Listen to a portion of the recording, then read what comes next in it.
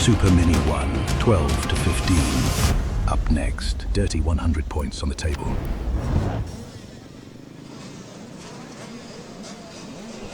Points on the table, Weege. Points on the table in the Dirty 100, and honestly, a lot of bracky rights here. I've been looking forward to this class all day long. Supermini is stacked. You can scan to download the Dirty 100 app. Gives you a lot of rankings of the top amateur racers through some of the top amateur events. Shout out to Moto Playground, who helps put that together.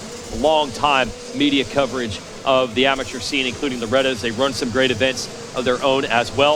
And Supermini, there's a lot of talk about this one. It's the last stop before riders move to the big bikes. Some of them at this point are too big to race on Superminis. I think I recall a tall kid in a Kawasaki back in the day as well, stuffing himself onto a mini bike. You know that? Those pictures are something to see. Were you normal size for the bike, like early in the season, and then by the time you get to big? Growth spurt, I think, through the middle of the year. But you know what's crazy about this class is we watch the start card go up there. They point the riders down, gives them a chance to make sure their bikes are ready. And once that 2 goes up, this race is going. We know that they have no mechanical issues. They're going to turn it to the 1. Guys are going to put their bikes in gear. They go sideways, I believe, 3 to 5 seconds before this moto will be underway, as it is probably going sideways about now. Their heads go down, revs come up, and then what happens? Gate is down. The gate is down. Way to go, Weege. Yeah, well done, Kevin Windham. Multi-time champ at Loretta has given us the call. Let's go with Supermini. So Supermini, they take the normal-sized bikes. Yep. Okay. Great. Sorry about that. Yes. I was to finish the point I was making before this moto starts. Is it's rumor now that these kids. We had a big flip there. Looks like everybody's okay, but stacked under the motorcycle. Boy, you haven't seen many crashes there in the 3rd turn, but it just happened. So these guys are getting scouted and actually picking up deals for future programs right here to the professional ranks in the Supermini class. That is crazy. And if you were going to pick one, which one would you think you would pick right now? Well, Easton Graves certainly making it look good right now, K-Dub, with that whole shot. I think he's one of the ones that is looking at a deal currently to take him all the way into the professional ranks. It still happens here. A little less at that upper echelon at Loretta's, the pro sport level. A lot of those riders already have rides, but for sure in Supermini, and you see the age, it's a 12 to 15 class. This is often the last spot where these riders have a shot to show the motocross industry what they have and pick up those rides with the top teams. Love the replay of this flip in the ruts here. Elliott Boucher has moved up to 2nd behind Graves. Watch this down the inside. A handful of brake. I think he just missed his mark a little bit. Really? Okay. And to correct it from going over to high side, just grabbed a handful of brake and did the old nose wheelie. That was Gavin Giomi, who's now back in last place. That's 42nd. Oh, and more contact, and another rider down in the sand. Number 91, that's going to be Reed Cohn. Elliott Boucher now up to the number 2 position. Samuel Hawk's going to be in 3rd. Might have a battle on our hands here. Let's see if Graves can maintain this gap of about 3 seconds early on. Green flag waves. That means it's a clear track. Race is underway. Boucher, he's got work to do to get to Graves, and look at the lead they've already built over everybody else. Cooper Johnson just came through in 4th. Now, in such a tight class, that is a really impressive gap, especially after one lap. I didn't expect to see that. Everyone else is coming through in like hordes of bikes. Yes. But they are out ahead on their own. I have to wonder if maybe Gavin stacking it up on the inside, maybe because he was about 3rd place. I wonder if that held some riders up, because this is, an abnormally large gap for lap 2. We'll see one of these motos. We'll definitely see as they come around for lap 2 and we get an official time. But I can tell you for the 41 riders that don't have the number 31 on their bike, that's the guy they did not want to see to get the whole shot. No. Right? So are you just theorizing, Kevin Windham, that he might have some deals on the table this week? Or I'm actually not theorizing. This is real. This is real info. So you just asked Weege who's his insider. Now who's your insider that's giving you knowledge? I unlike Weege, I cannot divulge. I just said I got good people. I did say it was Rich from Englishtown on that one. When it comes to this stuff, keep the cards close to the vest. Oh, who would that be down? This is what we call storyland in the back of the track.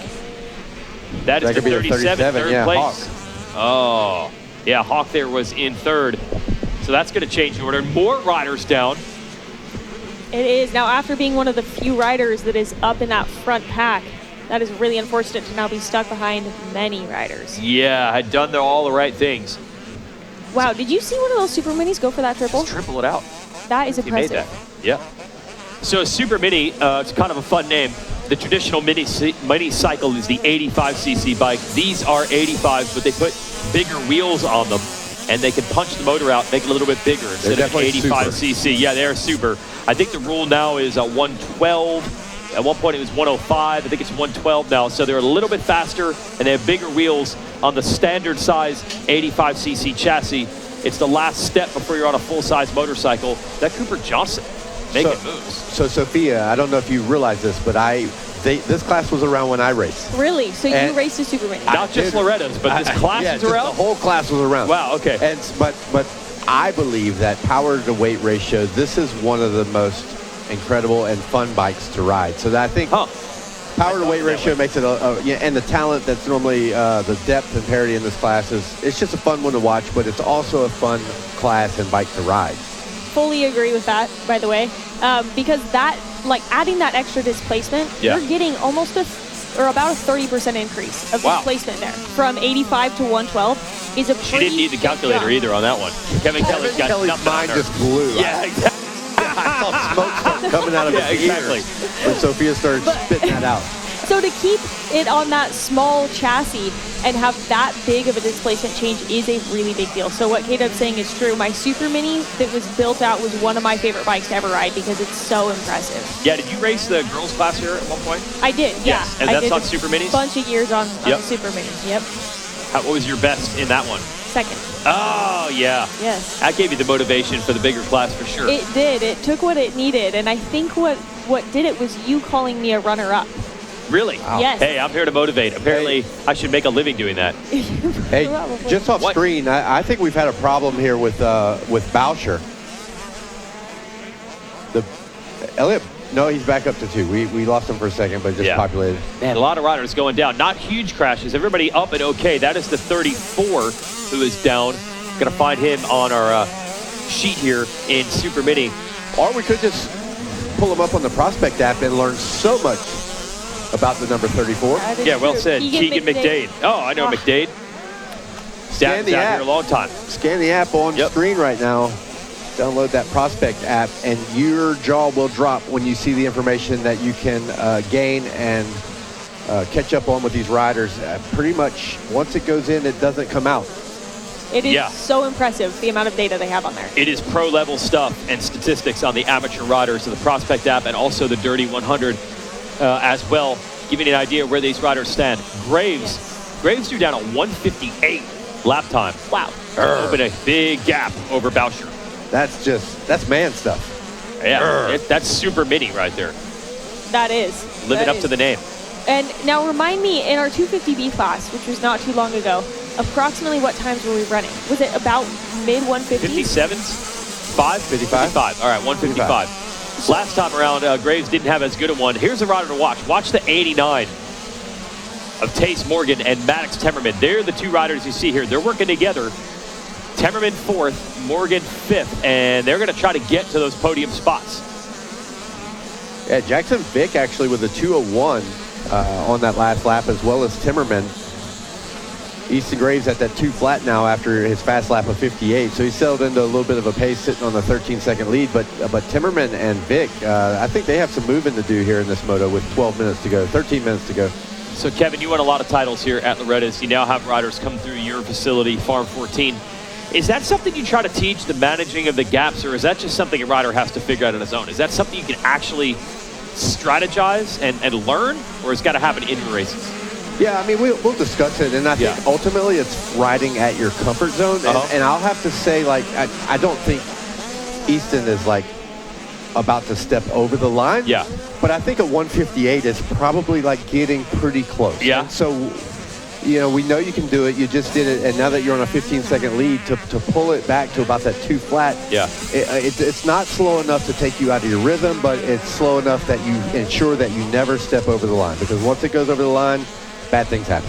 Yeah, we saw it even in that previous moto with a couple crashes later. She was able to hold on and win. Cooper Johnson.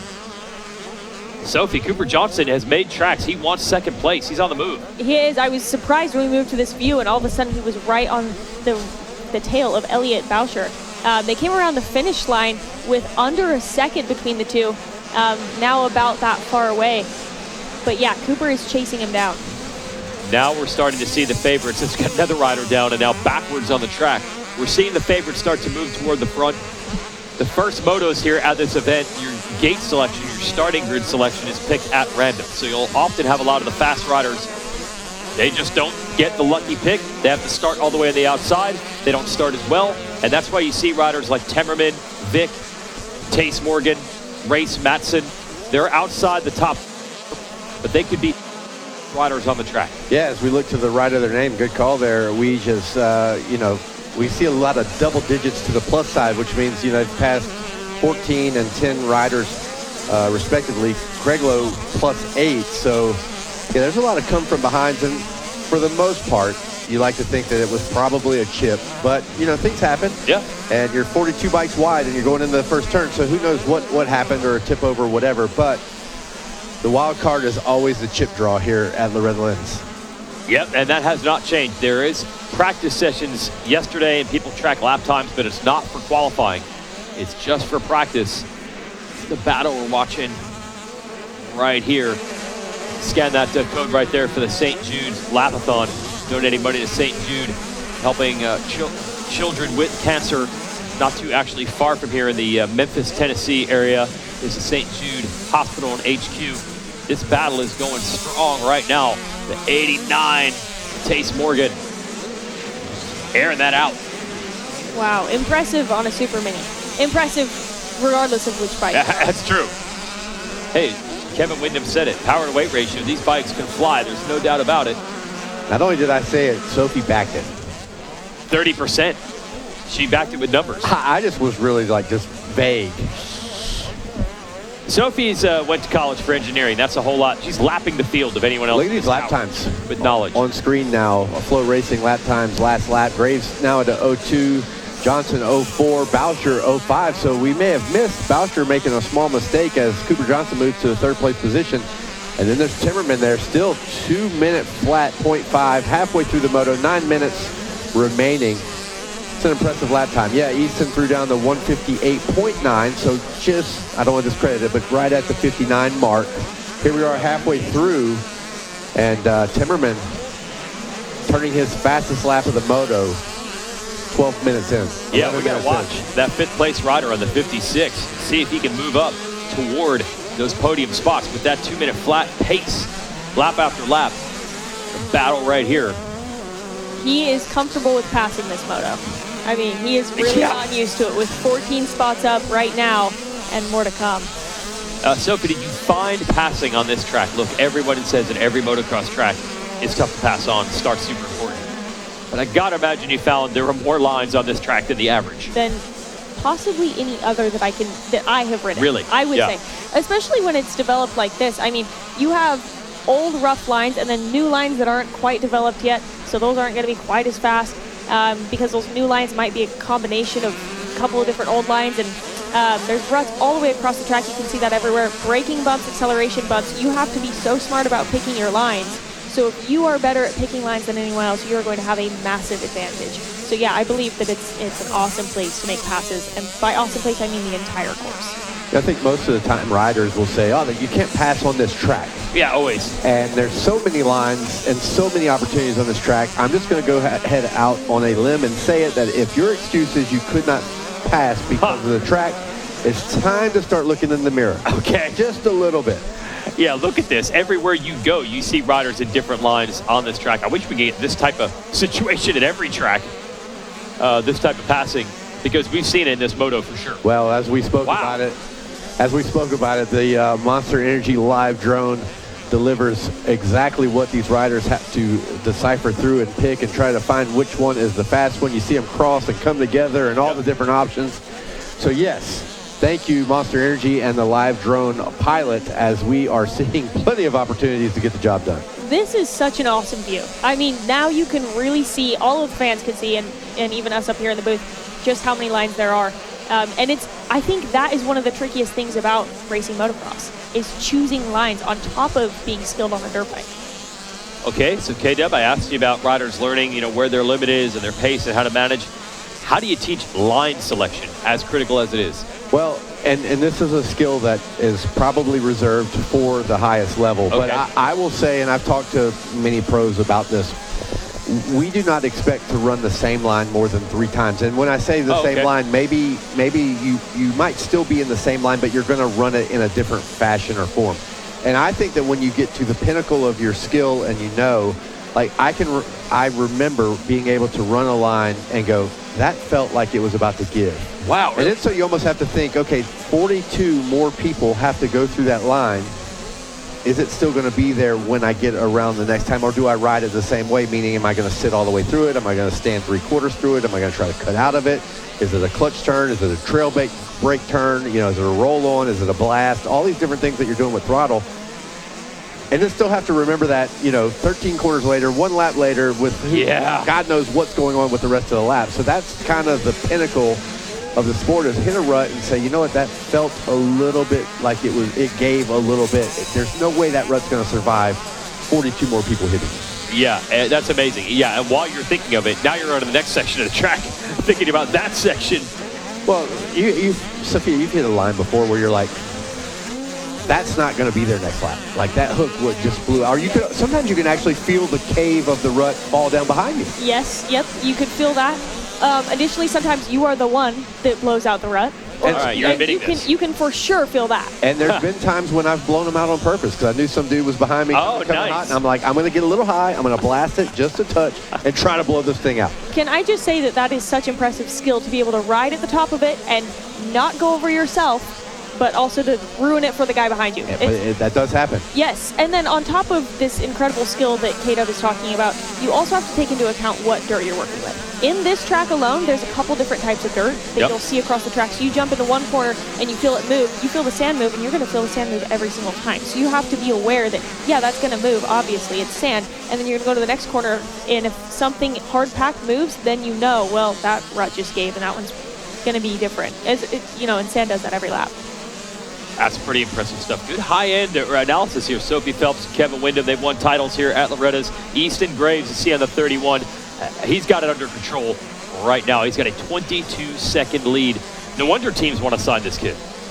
Yes, he does have it under control right now, but I am super interested with the Boucher and Vic battle right here, as Vic was a 2:03 last lap. We'll see what he does here as Easton Graves just goes by to get the 2-lap card. Chilling at a 2:05.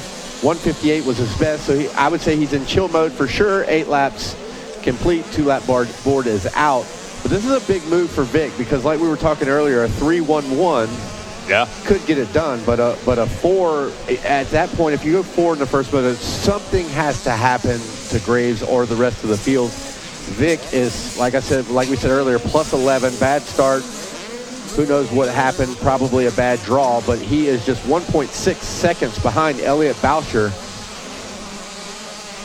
Yeah, Vic on that number 70. See him on the outside. Maddox Temmerman has caught him. So we might have a 3-rider fight. Temmerman is up the inside and has made the move on Vic. Watch out, White Husqvarna. He's digging with time running out. He is, and now they work their way around a lapper. There's Boucher. Got Boucher in his sight. Three-way battle there. Yep. Boucher, Vic, Temmerman. Oh, this is going to come down to the wire. And, what you're talking about there, Kevin, it's the 3-moto format. That's motocross tradition here. You race 3 times in the week. You calculate all 3 motos together. Whoever has the lowest total number with their finishes is the champ. So the difference between a 3rd and a 4th in the first race could be all the difference in the title by the end of the week. And Temmerman knows it. He wants to get Boucher. Can I just make a comment on how smooth Maddox Temmerman looks going through those braking bumps? He's wheeling over them and he's doubling through some of the other ones, whereas some of his competition is slamming into them. He's saving himself energy and going faster. That's kind of the new school style, and Maddox has got it dialed as he continues to close. Boucher's really going to have to dig to hold on to 3rd. Different lines here again as we set up for the 20 miles of bad road. Wow, not able to triple over. Not going to hurt him much as, look at him trying to go to the inside. Going to have lap traffic here. It's enough to get the pass. Oh, I thought Boucher was going to fight back. Here we go. Around the outside this time is the move. And just like that, Maddox Temmerman has moved up again. What a charge by this kid. He has, and Jackson Vick hasn't quite let Boucher go. He's still in his sights, so if Jackson can put down this good last lap, he might be able to pull off 4th place. Look at him through the inside. Is it going to be enough as they head down to the Bermuda Triangle? Boucher may get held up with some lap traffic here. No, it was enough. Boucher thread the needle, kept it a little bit tight as he exited the Bermuda Triangle. It is enough for now, but pressure still there from Vick. It's going to be fun, the second and third motos of this class, when you get these riders off the gate together. Graves absolutely slammed everybody in this moto, but you want to see the Temmerman, Vick, Morgan, Craig Lowe, some of those riders third on back. What could they do with better starts in the second moto? There's Vick on the 70, trying to get to Boucher on the 35. Yeah, he just got him. He did. Yep. Yeah, there's the 35 now on the outside. So that's going to move Vick up to 4th. Never over here at Loretta. Sophie, last lap, couple passes there. Yeah, he certainly, I mean, you can still make plenty of passes on the last lap. It's just a pretty stressful time to do it. But Jackson Vick now up, I believe that's 10 or 11 positions over the moto, and Temmerman up 15 over the course of the moto. Yeah, they've been making a lot of passes. Yeah, that's why I want to see them gate with the likes of Johnson and Graves next time around in their second moto coming up later in the week. Yes. Time running out. This first moto is fun because of a little bit of chaos from the crazy gate picks. Yep. And then the second moto is fun because you have everyone from that top 10 region all starting on good gates, so they're likely to start together. And Moto 3, that's where you really see the pressure. We've seen so many heartbreakers. So amazing performance by Graves with that 158.9 lap. The big gap right now, 18 seconds with the checkered flag in sight. What will the rest of the week hold for him? We'll find out about that later. We know this. Moto number 1 goes to Easton Graves on the 31. And he is pumped.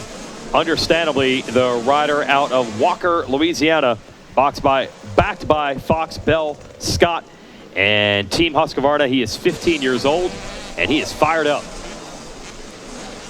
He is. That's a good feeling. Now Cooper Johnson crossing in second, and Maddox Temmerman is your remaining podium member. It's a fast Supermini class. Yeah, it's stacked. Didn't really get to see the bar-to-bar battles for the win, but I think that could be coming later on. Cooper Johnson out of Pennsylvania, the 16-year-old, finishes second, and Maddox Temmerman, what a come-from-behind ride for him to end up in third. Past, let's see there, 15 total riders in that moto. Temmerman, the rider out of California. Vick was fourth, Boucher fifth, Craig Lowe, Morgan, Thompson, Matson, and Nagasawa. That was the top 10 of Supermini.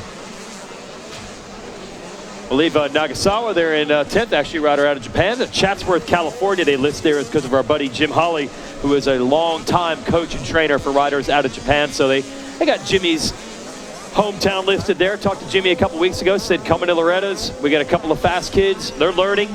The goal is, maybe top 10, top 5 at their first shot at Loretta's, and then maybe more as the week goes on, and maybe into next year. But Supermini is tough. You got to take on the likes of Easton Graves. I'm going to give you the AMSOIL rapid replay of Supermini 1, 12 to 15, Moto 1.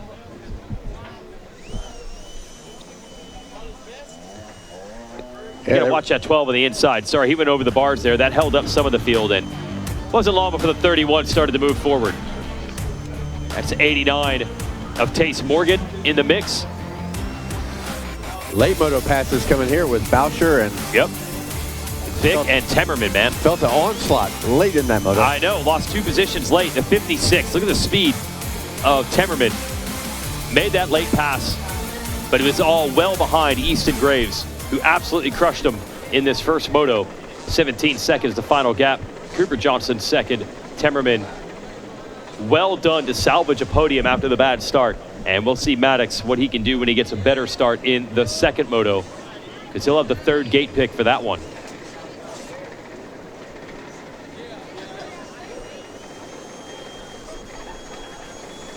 Jackson Burrell will be patrolling the podium for us as we wait for our top 3.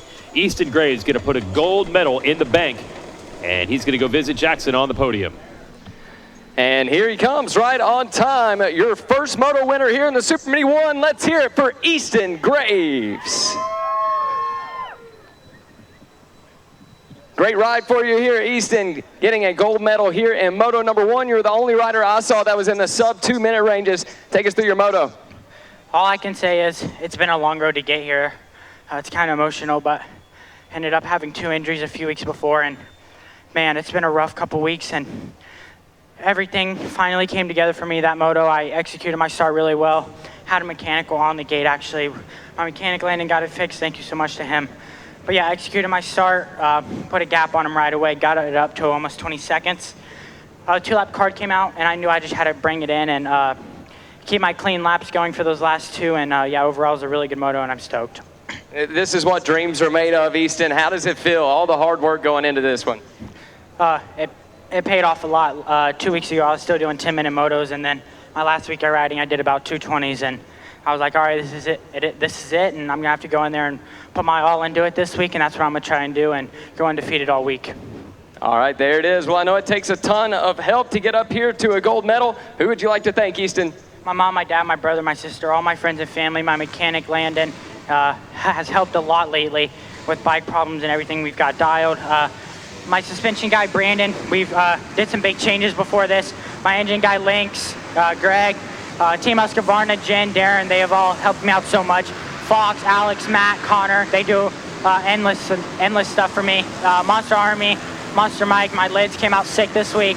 Scott Goggles, Triple keeping my vision clean, Dunlop Tires, FMF, DT1, Pro Taper, Ethica, all my friends and family, thank you so much. There it is, everybody, your gold medalist, Easton Graves.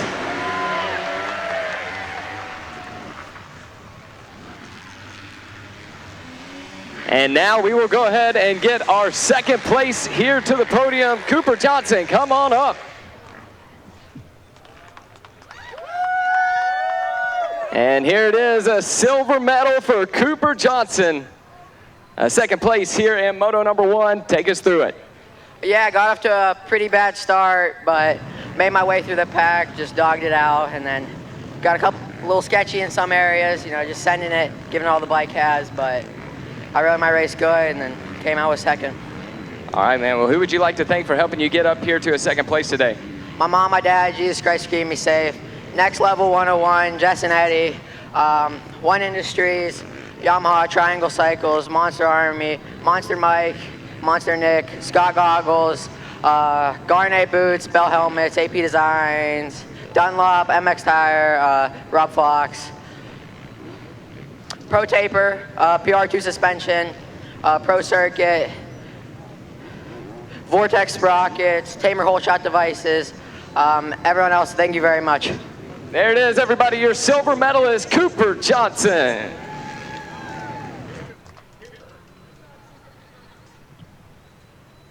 Cooper's been putting in the work. He's been at the GNCCs with us and is paying off.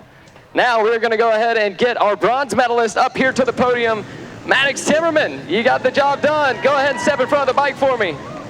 Step around.